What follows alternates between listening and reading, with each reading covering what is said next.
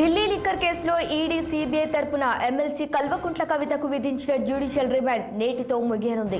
కవిత remand ను పొడిగించడంపై Rouse Avenue court ఇవాళ విచారణ చేయనుంది. స్పెషల్ జడ్జి కావేరి భవేజా నేతృత్వంలో మధ్యాహ్నం 2 గంటలకు విచారణ ప్రారంభం కానుంది. కవితను ప్రత్యక్షంగా కోర్టుకు హాజరుపరచనున్నారు అధికారులు.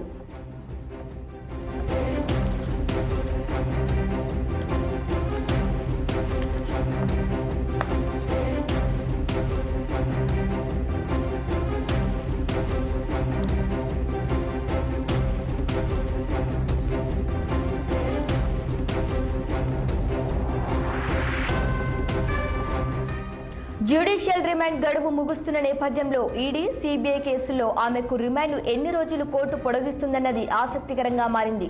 సిబిఐ ఈడీ కేసులో ఢిల్లీ హైకోర్టులో కవిత దాఖలు చేసుకున్న బెయిల్ పిటిషన్పై ఈ నెల 24న విచారణ జరగనున్న నేపథ్యంలో జ్యుడిషియల్ రిమాండ్ ఎప్పటి వరకు విధిస్తారన్నది ఉత్కంఠగా మారింది.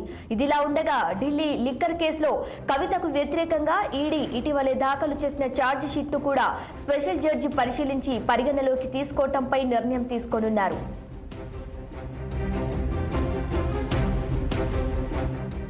ఇక ఇదే అంశంపై మరింత సమాచారం మా ప్రతినిధి అశోక్ అందిస్తారు. అశోక్, చెప్పండి. లిక్కర్ కేసులో కల్వకుంట్ల కవిత జ్యుడిషియల్ కస్టడీ ముగుస్తుంది. ఆమెను ఈరోజు రౌజ్ అవెన్యూ కోర్టులో ఈడీ అటు సిబిఐ అధికారులు హాజరుపరచబోతున్నారు. 2 గంటలకు ఈ కస్టడీకి సంబంధించిన విచారణ జరగనుంది. సో కస్టడీ పొడిగించాలని అటు సిబిఐ ఈడీ కోర్టును కోరే అవకాశం ఉంది. మరోపక్క కవితకు సంబంధించిన ఛార్జ్ షీట్ దాఖలు చేశారు, దాన్ని కూడా పరిగణలోకి తీసుకునే అంశంపై ఈ రోజు రౌజ్ అవెన్యూ కోర్టు ఒక నిర్ణయం తీసుకునే అవకాశం ఉంది.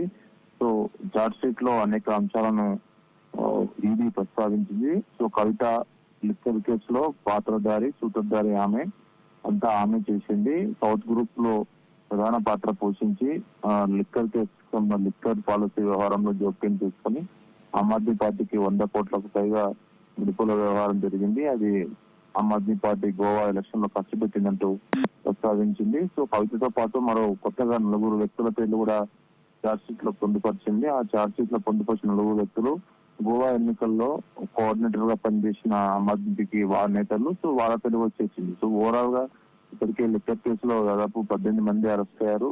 సో ప్రధానంగా లిక్కర్ కేసు వ్యవహారంలో ఢిల్లీ ముఖ్యమంత్రి అరవింద్ కేజ్రీవాల్, సౌత్ గ్రూప్ నుంచి కల్వకుంట్ల కవిత ప్రధానంగా ఉన్నారంటూ ఛార్జ్ షీట్ లో పొందుపరిచింది. సో మొత్తానికి ఈ రోజు మధ్యాహ్నం 2 గంటలకు అటు కస్టడీ పొడిగింపు, మరోపక్క ఛార్జ్ షీట్ ని పరిగణలోకి తీసుకునే 2 అంశాలపైన ఈ రోజు కోర్టు నిర్ణయం తీసుకోబోతుంది.